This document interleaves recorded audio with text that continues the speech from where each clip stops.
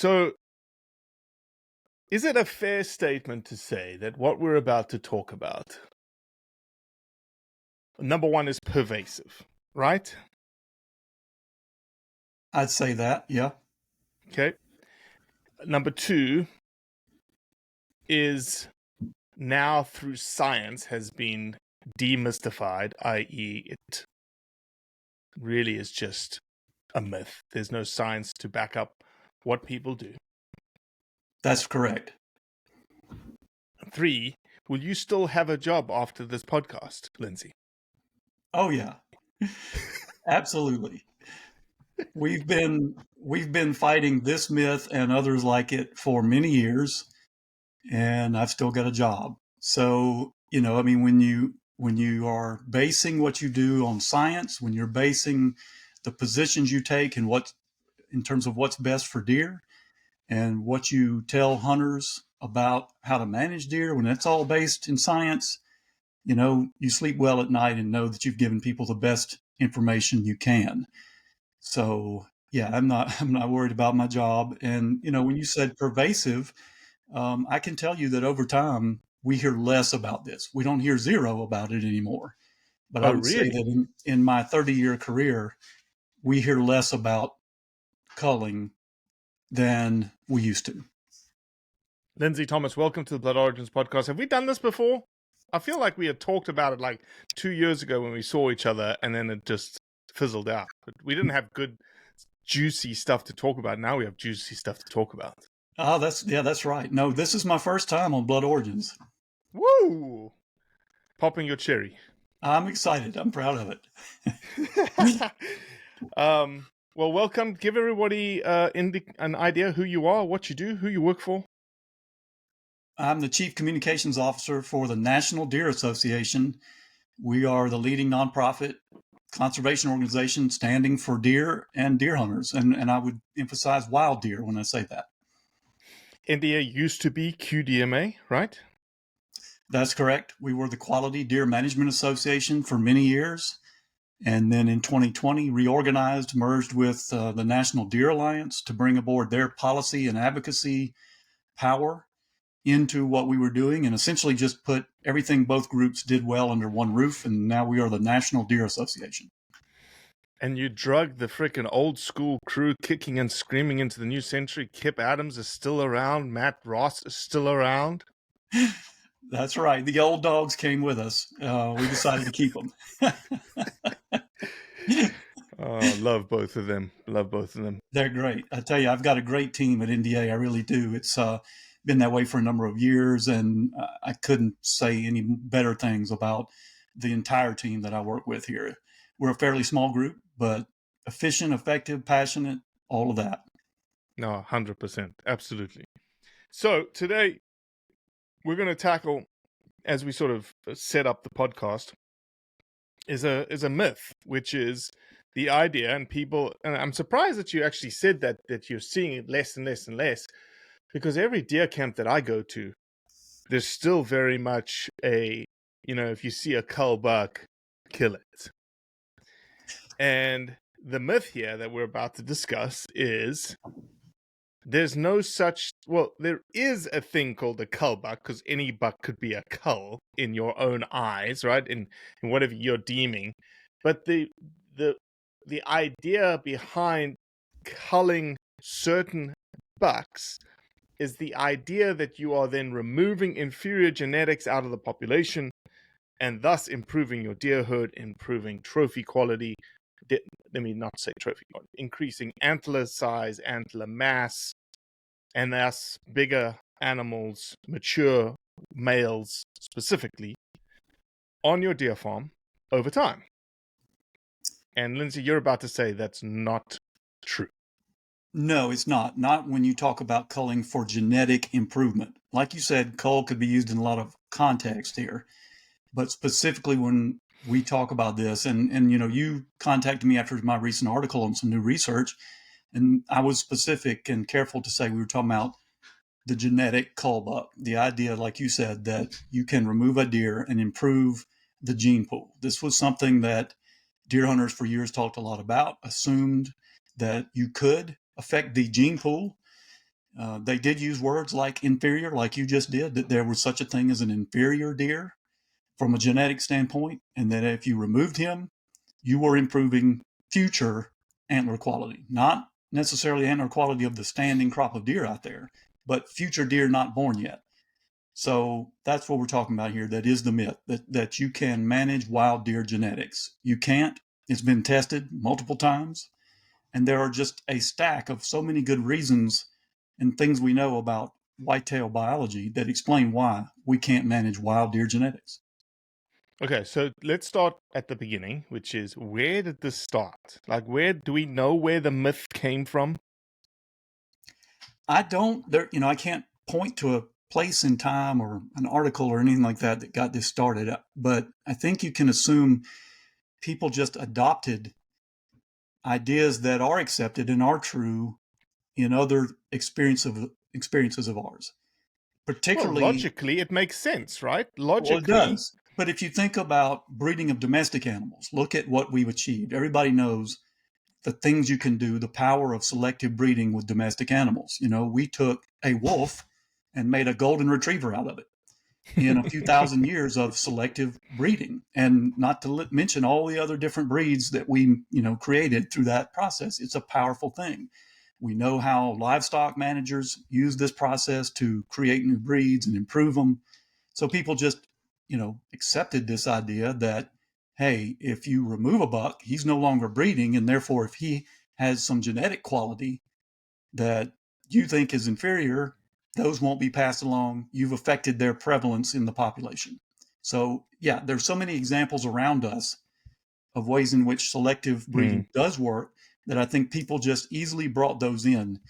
And as we began to talk about deer management, improving deer populations, people just assumed that that would be part of it. But of course, as we point out, the biggest difference between breeding of domestic animals and hunting wild deer is control.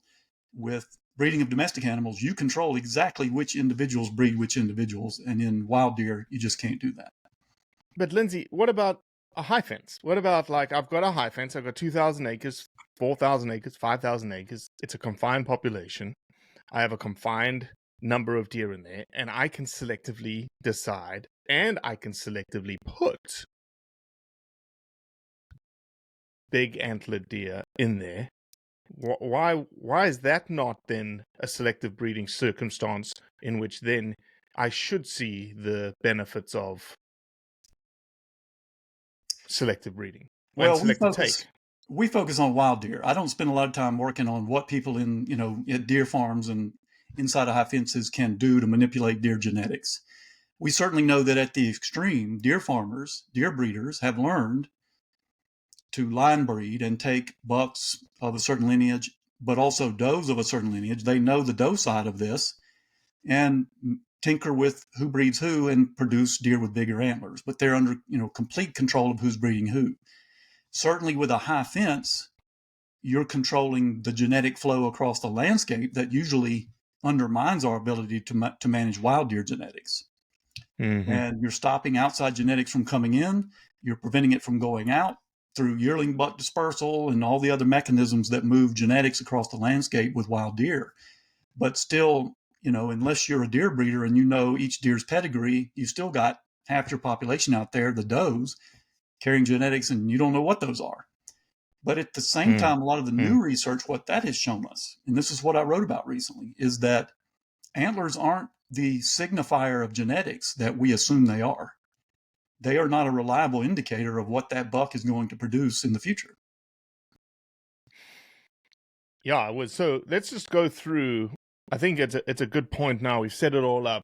Let's just go through the three big pieces of data, the three big studies that you talked about in this article. And for everyone's edification, this article that you wrote, where did you write it, Lindsay? Where can people find it? We'll link it in the show notes. It's on the NDA's website, the deerassociation.com. And it is The Myth of Culling Bucks, essentially. Right. Strike 3 for the myth of the genetic cull buck is the actual title. Strike 3, exactly. Strike 3. So do you want to talk about the third strike first? Do you want to talk about the first strike? We got 3 strikes to talk about. Let's go through with the first one because that's how I wrote about it in the article. Okay. I've written about all three of these studies, and the first one at the King Ranch was the first that I wrote about many years ago, and it was the earliest attempt, big scientific experiment to see if culling actually worked. And this was at the King Ranch in Texas, famous location, 850,000 acre place. Dr. Mickey Hellickson was working on his PhD at the time, involved with both the University of Georgia, but also Texas A&M Kingsville and the Caesar Clayburgh Wildlife Research Institute there. And so multiple schools involved, multiple PhD supervisors, lots of grad students and undergrads, and different students got different papers and theses out of this study. But Mickey was one of the drivers of this. And basically, what they did was set up two areas, about 10,000 acres each. They culled bucks on one area. They didn't cull them on the other being, of course, your control. Mm-hmm. Both areas were similar in terms of habitat, management, deer population, buck to doe ratio, deer density, nutrition. Everything was the same as they could make it, and they were even adjacent, fairly close to each other on the King Ranch. But they culled deer on one, and they did not cull on the other for 8 years. And at the end of 8 years, bottom line, there was no difference in the average antler score by age class of bucks on the two areas. The control bucks were just as good in terms of antler quality as the bucks on the area they'd been culling for 8 years. And when I say culling, I got to go out there at one point during this study and actually participate in some of the research one day, assist with that, Come witness. on, Lindsay. Participate in the research Well, I in actually did help quotation with. marks. No, no, no. I'm I being helped with the buck. facetious here. Yeah, I helped with the buck capture. They've had this buck capture project going on at Texas A&M Kingsville for many, many years. Captured thousands of bucks Mm. and recaptured many of them, collecting DNA, scoring antlers, aging the deer, etc. And it's contributed to many, many studies. But I participated in the buck capture, literally watching them catch bucks with helicopters. Gotcha. And Awesome. this is something you can do in South Texas in the brush country. I actually got to get up in one of the helicopters at one point and witness from the air how this works. And in this brush country, you can't see very far, but once you're above ground in those helicopters, nothing can hide from you. Mm-hmm. And these cowboys in the helicopters net gun deer from the air. Mm-hmm. It is Capture. amazing to It's see, like how incredible. they can put the helicopter down within, yards of fence or shrub and whatnot, and these guys pile out. Oh, it's amazing. Yeah, so they're going around net gunning bucks. The grad students are on the ground in trucks going around, coming to the deer, collecting the data, tagging, all that, releasing. So I got to participate in that. And that's how they did the culling. This wasn't sport hunters going out there and being told shoot certain deer. Mm. They were going in each year with helicopters trying to capture literally every single buck on both places, both the control and the treatment area. But on the treatment area, any bucks they captured that met the culling criteria were sacrificed under scientific permits. So that's how they did this. This was not like me going out and deer hunting with a rifle. So a completely, an intensive and mechanical, technological, expensive method of doing this. And after 8 years, they couldn't make it work, at least in terms of showing better antlers on the bucks on the area they'd cull. So there's that one. And so let me ask this. So let's talk. Let's. I want to piece out number one a little bit more. What were the conclusions from the majority of the science there? Did they make any conclusions about if there was no difference, what was driving diversity? What was the primary driver driving diversity in antler growth then? Well, they faced the same issues that anybody who hunts wild deer is dealing with, and that is genetic flow across the landscape. Yearling buck dispersal, bucks leaving the area, taking their genetics elsewhere, bucks coming in from outside the area and bringing new genetics in. Does also disperse to some level, not as much as bucks, but they're dispersing. You got behaviors like excursions that adult bucks do during the rut, leaving their home range and coming back after 24 to 48 hours.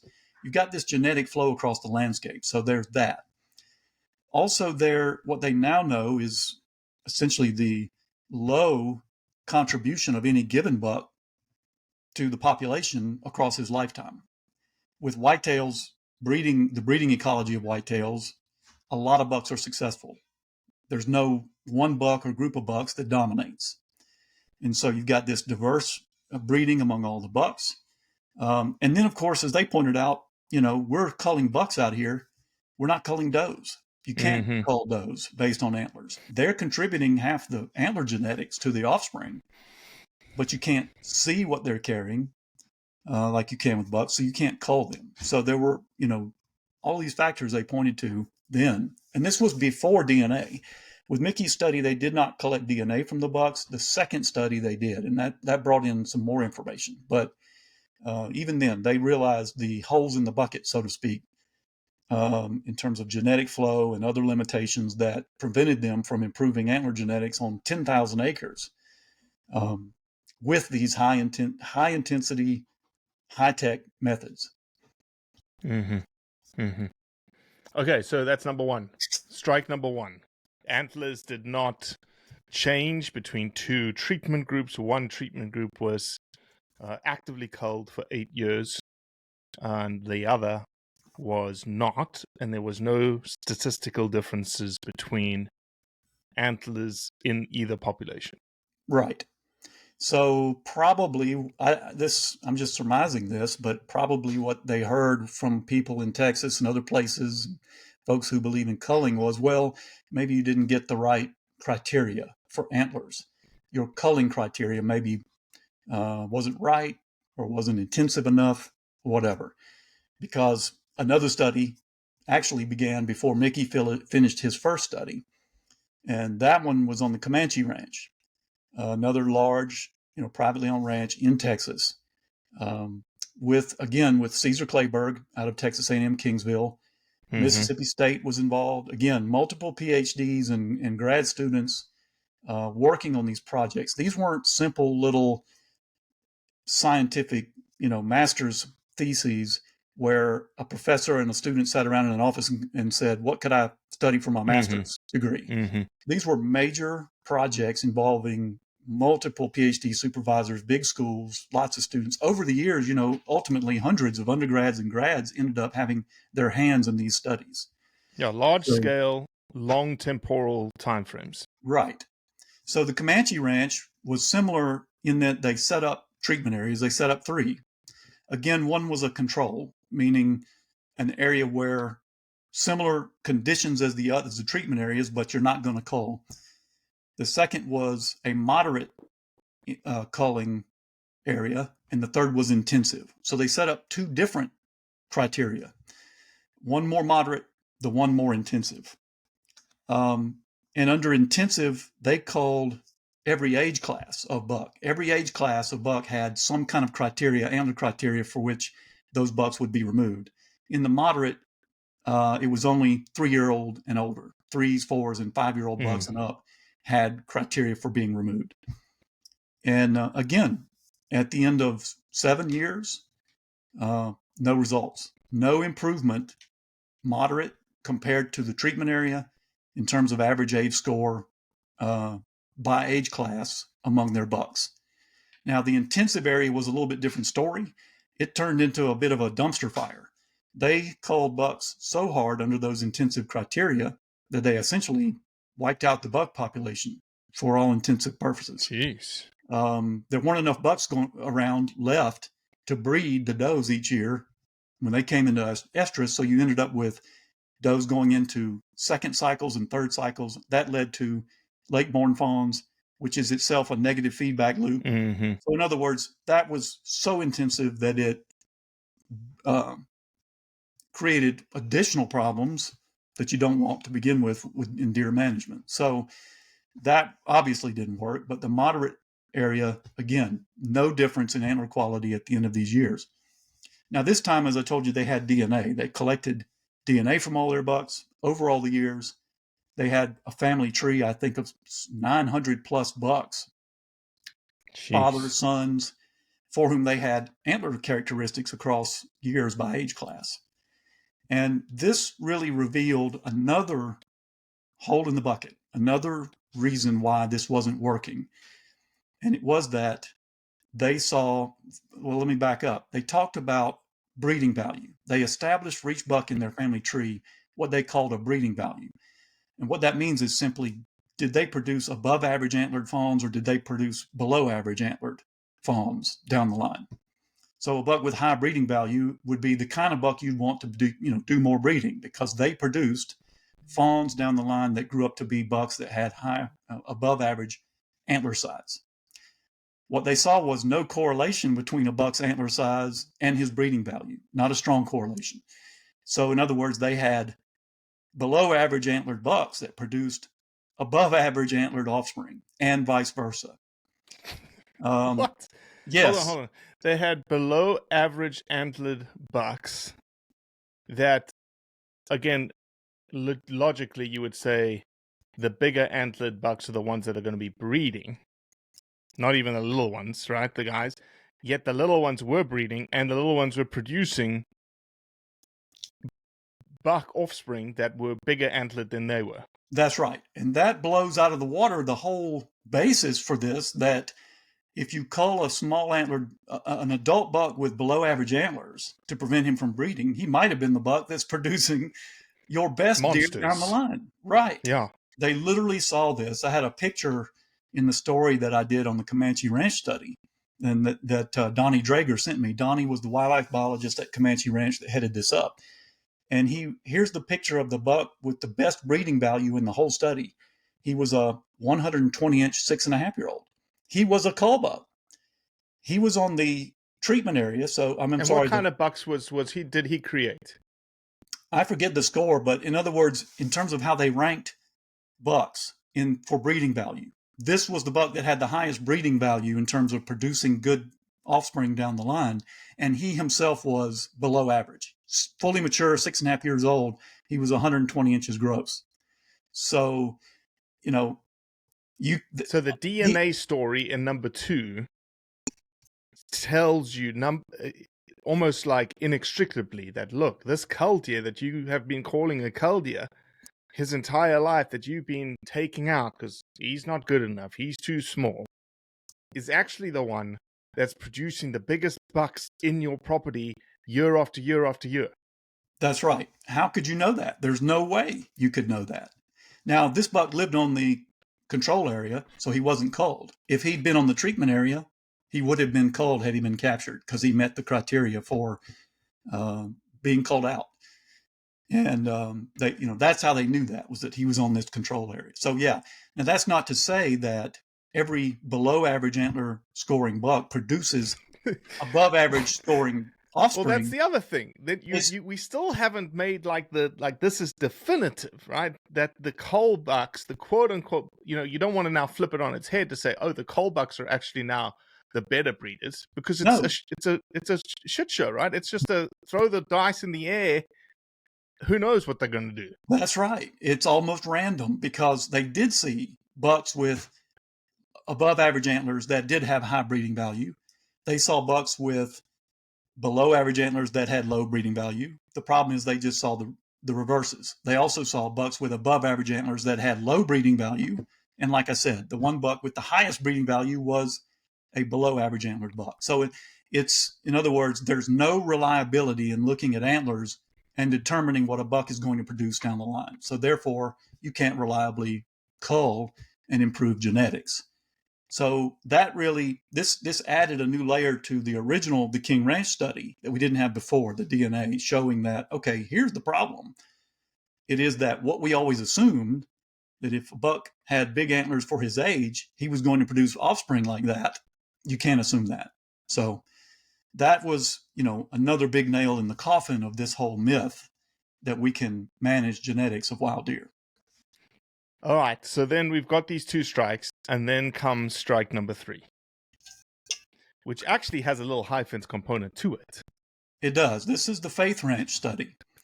And this, as I said in the article, they sort of dispensed with culling and just said, let's just control as much as we can who breeds who. They used 2. Again, they set up a control. I want to stop a minute and talk about how beautifully these studies were all designed from a scientific standpoint. They had these controls, and for folks that don't know, without a control in your scientific study, You can't say anything. you've got nothing, right? And the control is simply used to limit the factors involved so that you can ask a question about a particular factor and narrow it down to that.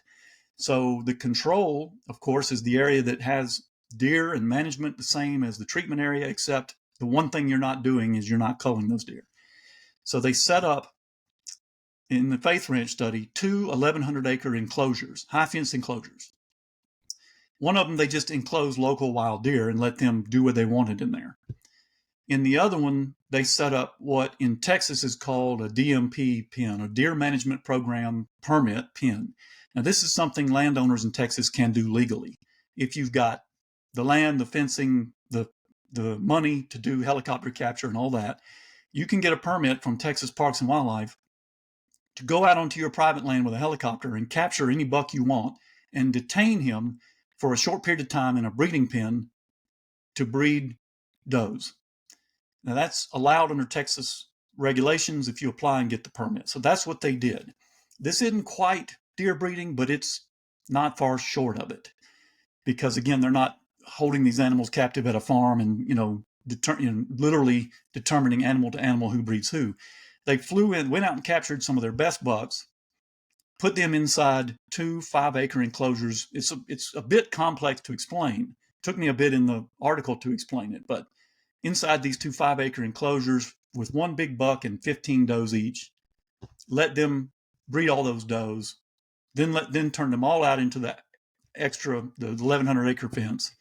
Each year they came back and did the same thing. Flew out, captured big bucks, put them in the 5 acres with 15 does, let them breed, then turn them all loose in there, again, into the 1,100-acre high fence. So you'd think, like you were saying before with this high fence, that it's going to control gene flow and make this really work. And long story short, at the end of the study, after 15 years, the average difference in a mature buck's antler score in the one where they did the breeding control was only 7 inches bigger than the 1,100-acre pen where they did nothing except the same nutrition regime, density management, etc. Just random deer in a pen doing breeding who they wanted, etc. Only 7 inches bigger after 15 years. So it worked to some extent. It certainly did increase. You can't deny that the average buck in those intensive breeding pens was a little bigger than the one in the control. But you have to think about the fact that it took 15 years and untold thousands of dollars, if not millions, on the part of this landowner to do that program, and got, in the end, an average of 7 inches bigger for your average mature buck. But the bigger point to note is when you look at that control area, the 1,100-acre pen where they didn't do intensive breeding control, the deer in there after 15 years were almost 20 inches bigger than the average mature buck in that part of South Texas that isn't on a nutrition program. Those deer in that 1,100-acre pen were being fed.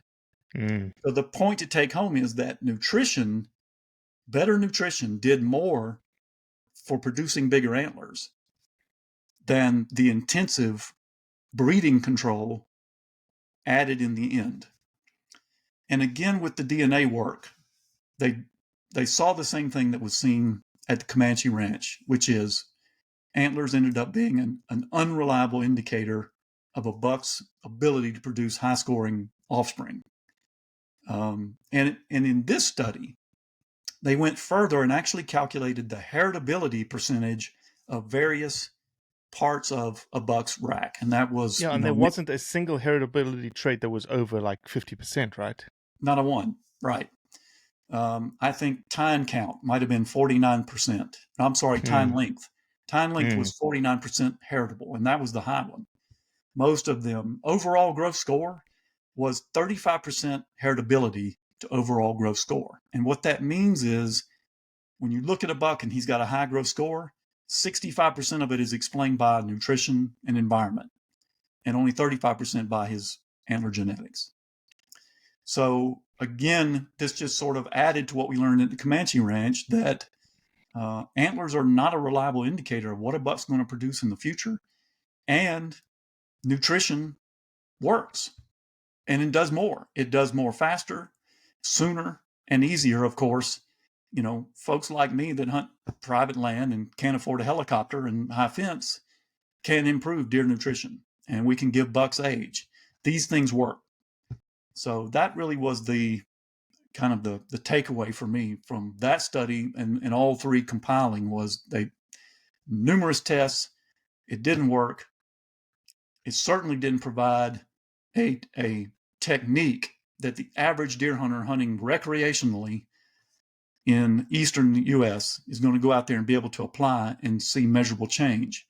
But we can improve nutrition, and we can let bucks get some age, and we can all do that relatively easily compared to trying to manage genetics, and that works. Yeah, I was thinking about, study number 1 and study number 2 in my brain. I was like, well, maybe we just didn't give it enough time. 8 years is a phenomenally long study. 7 years is a phenomenally long study. Maybe it needs 15 to 20 years for it to really express itself. But then you've got freaking study number 3 that went 15 years. And yes, you did see a change. And maybe, as you said, they were both getting fed protein. They were both getting fed really good stuff. There's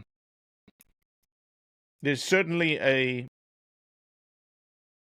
think when you start looking at it on the ground, I think that, again, the myth may be perpetuated by the fact that you've got some convolution of genetics and nutrition at the same time, right?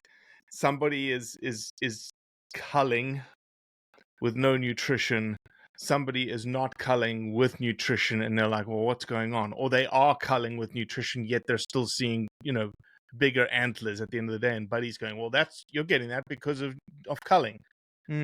No, these studies say because of nutrition. We see that a lot. And, Donnie Drager, who did the Comanche Ranch study, told me afterward that he said, what this taught me was if you don't have a control and you tell people culling worked for you, it's an empty statement. It doesn't mean anything. We see this often with deer hunters where it's confirmation bias. It is knowing what you want to find from your experiences and just pointing to that and saying that was it. They go out there, they improve habitat, plant food plots, shoot does to get deer density to the level it needs to be in balance with local nutrition. They protect young bucks to get them into some older age classes. They're doing deer management, but then they say, hey, we're seeing a lot of bigger bucks now. It's got to be the culling. They point to the culling even though they're doing other things.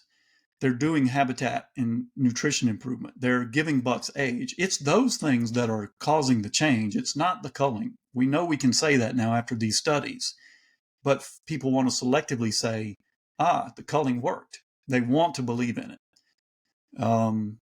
It also gives them an opportunity also to let people, I know we've discussed the science here, but I think culling, the idea of culling, there's also an element of, actually 2 people said something to me when we posted the article on our Instagram. One was, it's a way to tell someone that you're not allowed to kill the big buck because we're under this culling program and that's what you're allowed to take.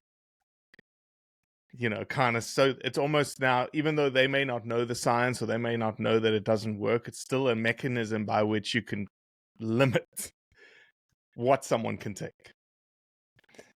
Or the other is, it's almost like a defensive posture when you do take an inferior buck and you are posting it in the social media age that we live in, and you're like, it was just a cull. It was just a cull.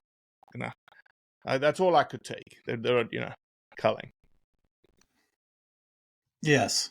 And I believe that explains a lot of it, honestly, is people to shoot a buck they just wanted to take that made them happy, but feeling like they've got to provide some management explanation, qualify it, as if this was a chore. I just had to do this. This is part of deer management. This buck had to go. I'm not happy about it. It's work. I'm hard at work over here on deer management. And that's, it's frustrating in a couple of ways for me.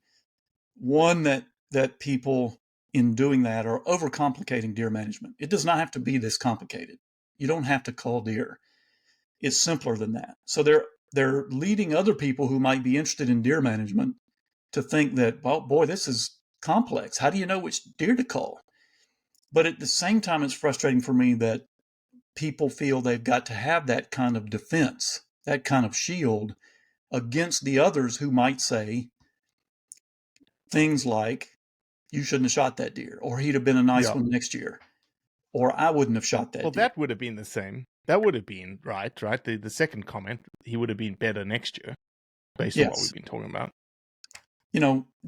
It bothers me that people judge others like that. When someone's taken a legal deer and they're happy with it, that 100%. you would step in and judge somebody else's legal harvest. Illegal is a different matter, but a legal harvest that somebody's proud of, we should say nothing but way to go.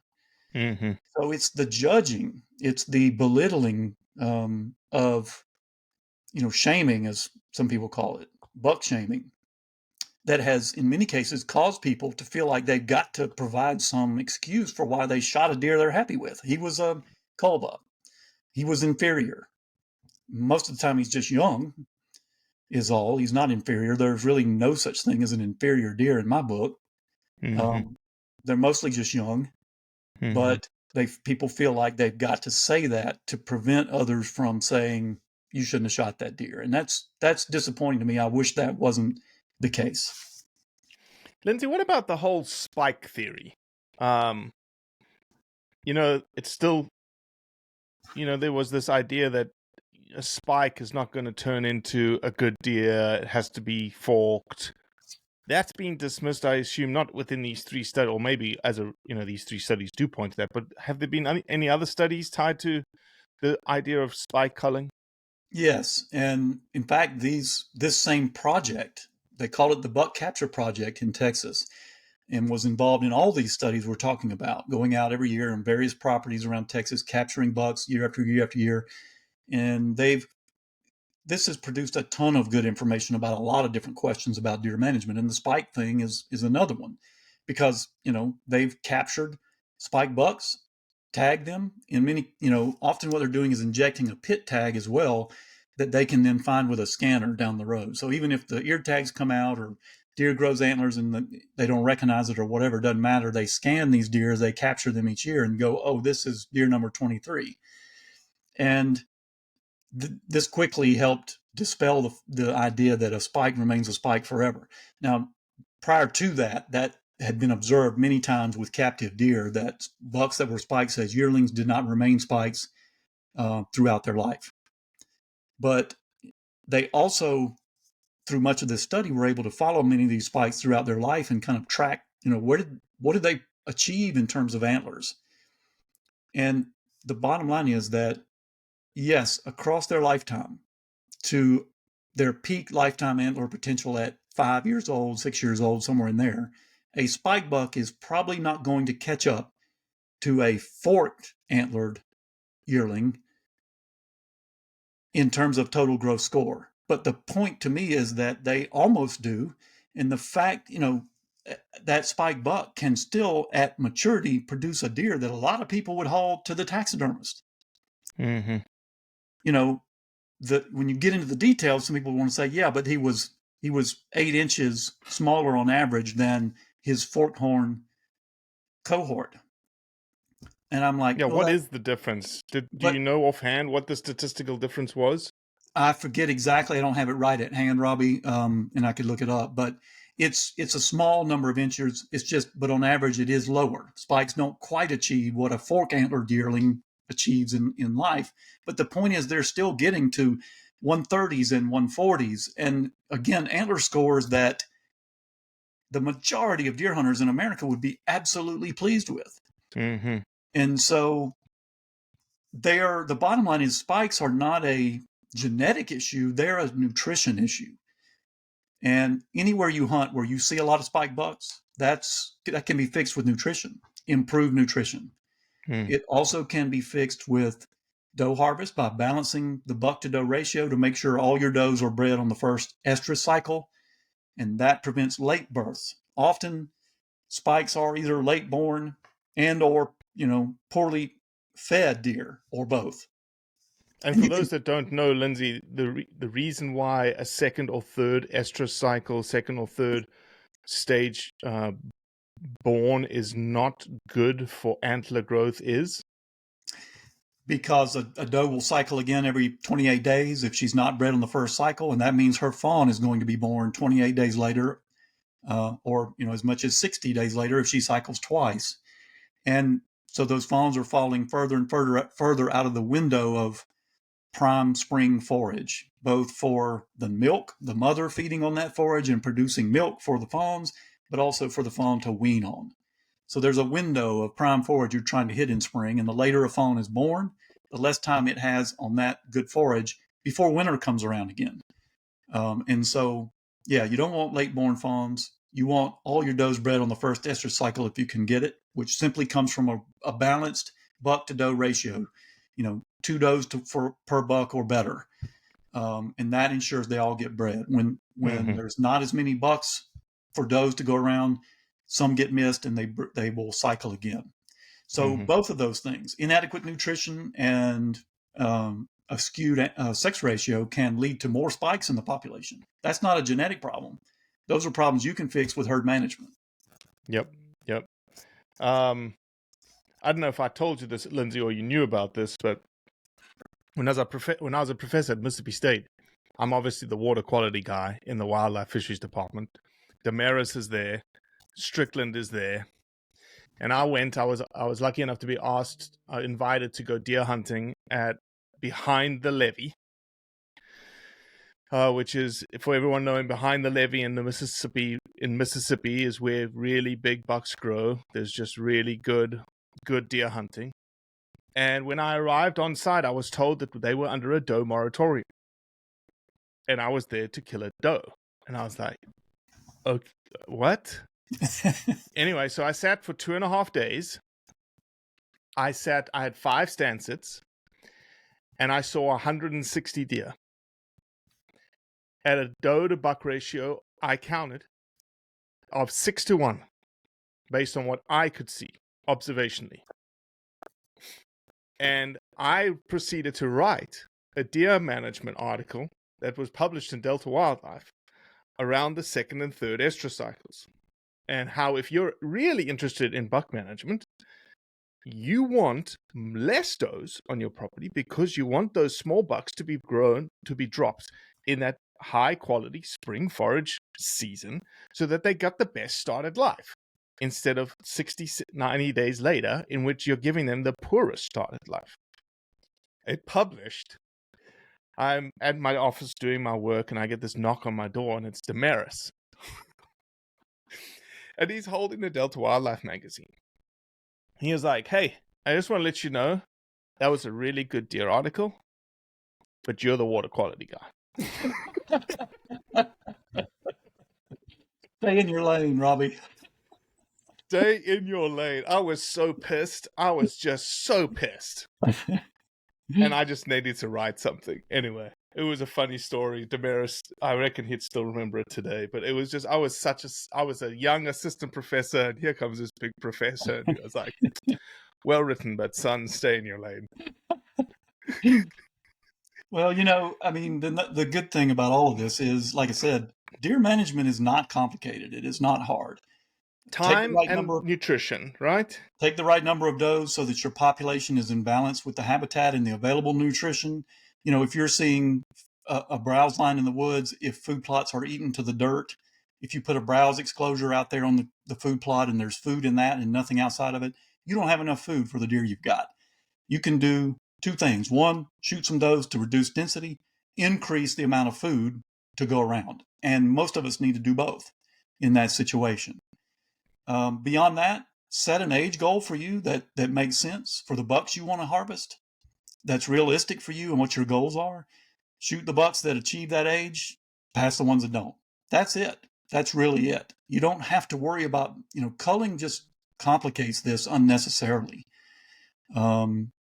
So I hear people talk about, oh, that they don't have good hunting over there. It's just a lot of scrub bucks and trash bucks and whatnot. Most of the time, what scrub bucks means and what trash bucks means and what inferior deer means is young deer is what that means. Young bucks. And they need time and they need good nutrition, and that's really it. Awesome. Lindsay, thank you, man. I knew it was going to be a good one. We won't wait this long till the next one. I think there is another couple of podcasts that we can talk about in terms of some other controversial issues in the whitetail world, but we'll leave that till the next one. I'd love to, Robbie. I enjoy your show, and it's been an honor joining you. All right.